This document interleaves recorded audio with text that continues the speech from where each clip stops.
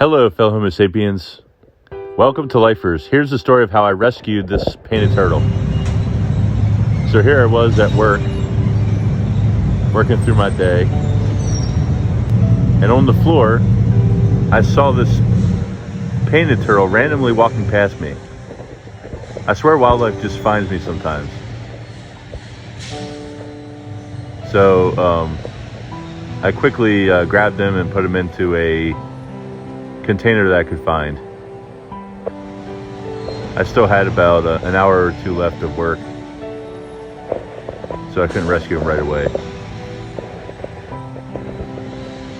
We have a small retention pond pretty close to where I work. But this guy, he's very lucky to be alive. I'm surprised he wasn't run over by a forklift or stepped on.